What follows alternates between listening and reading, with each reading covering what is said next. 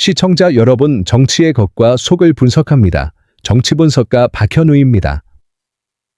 김병기 논란이 지금 일파만파로 번지고 있습니다. 그런데 사실 박나래라는 인물 역시 일파만파입니다. 박나래는 연예인이기 때문에 그동안 여기서 많이 다루지 않았습니다만 제가 보기에 박나래의 각종 주사 논란이니 뭐니 하는 이야기들, 이건 역시 지금 갑질의 끝판왕입니다. 지금 김병기도 갑질의 끝판왕이고 박나래도 갑질의 끝판왕이라는 말이 나오고 있습니다. 판박이입니다. 데칼코마니입니다. 접어서 반으로 나누면 똑같다는 말이 괜히 나오는 게 아닙니다. 이것들은 지금 그래서 네 가지가 닮았다는 겁니다. 네 가지가 닮았습니다. 지난 연말 정치권과 연예계를 꾸준히 뜨겁게 달군 논란의 당사자를 한 명씩 꼽으라면 김병기와 박나래를 들 수 있습니다. 이 둘이 지금 정치권과 연예계를 가장 뜨겁게 달군 인물이라는 평가가 나옵니다. 두 사람의 논란은 내용은 전혀 다르지만 전개 양상은 묘하게 겹쳐 보입니다. 측근의 거듭된 폭로로 공격에 빠진 두 사람은 비슷한 대응 전략을 취하다가 결국 더 크게 무너졌습니다. 보덕성의 저열함을 따진다면 두 사람은 그야말로 난영난제라는 말까지 나옵니다. 이런 말이 있습니다. 연예인은 매니저가 폭로를 시작하면 막을 수 없고 정치인은 보좌관이 폭로를 시작하면 막을 수 없습니다. 땅까지 떨어졌습니다. 김병기는 권력을 이용해 보좌관을 찍어 눌렀지만 보좌관의 연이은 폭로가 이어졌습니다. 그 보좌관들이 변호사 출신이고 대한변협에서 임원을 맡았던 사람들이었습니다. 김병기는 이들의 직장을 빼앗았습니다.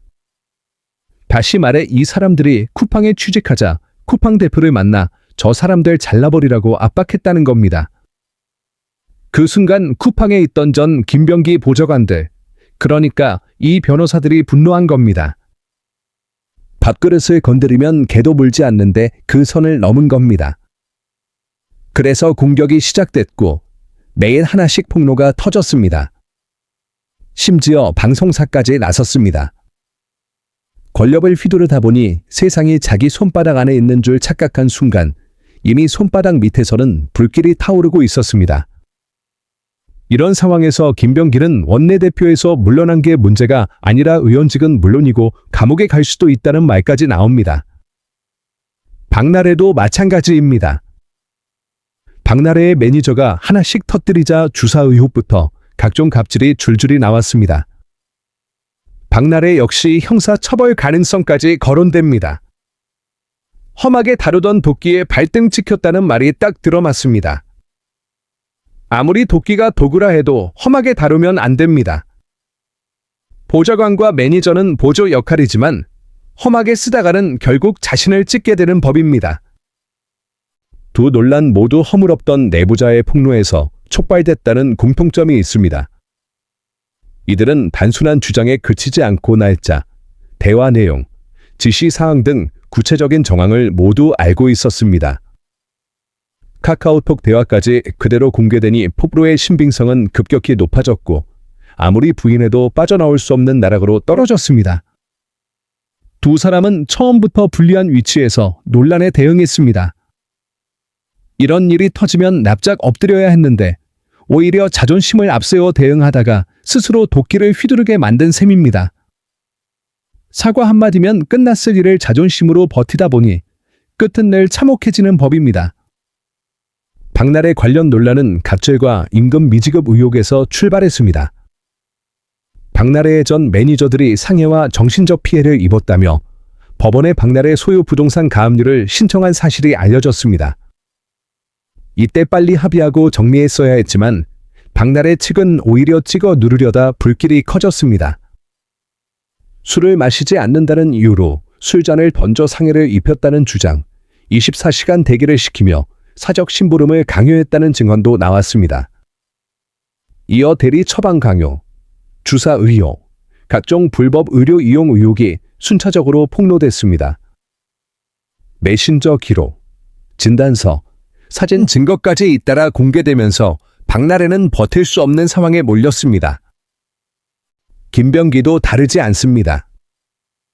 전현직 보좌진의 증언으로 김병기의 비위가 터져나왔습니다. 국회의원이라는 지위를 앞세워 가족까지 동원의 보좌진을 사적으로 부리고 심부름꾼처럼 다뤘다는 겁니다.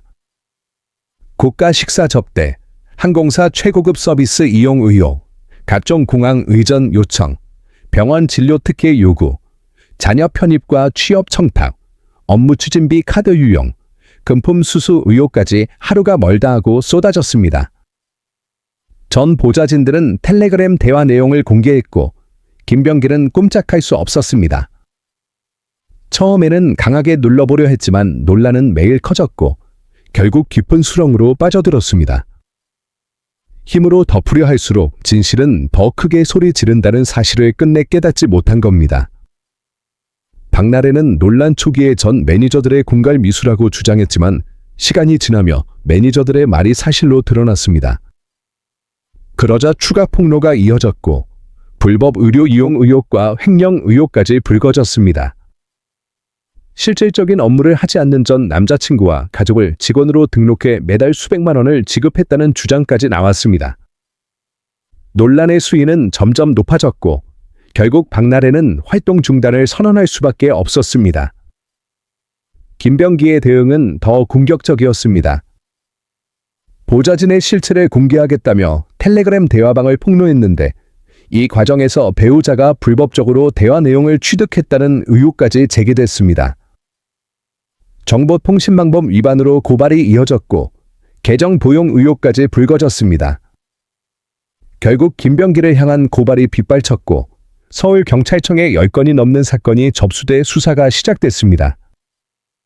측근을 탓하기 전에 스스로를 돌아보고 반성했어야 했지만 힘으로 찍어 누르려다 두 사람 모두 나락으로 떨어졌다는 평가가 나옵니다.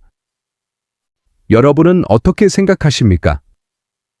박나래와 김병기의 공통점 4가지. 분명하지 않습니까? 매니저와 보좌관을 고마운 줄 모르고 함부로 대하다가 그들의 폭로로 무너졌습니다. 박나래는 연예계에서, 김병기는 정치권에서 사실상 퇴출 수순이라는 말까지 나옵니다. 그러나 여기서 끝이 아닙니다. 끝까지 책임을 묻지 않으면 이들은 언제든 다시 슬그머니 돌아올 수 있습니다. 좀비는 반드시 확인 사살을 해야 다시 일어나지 않습니다. 여러분들 이 사안을 어떻게 생각하십니까? 여러분들의 견해를 댓글로 많이 남겨주시기 바랍니다. 감사합니다.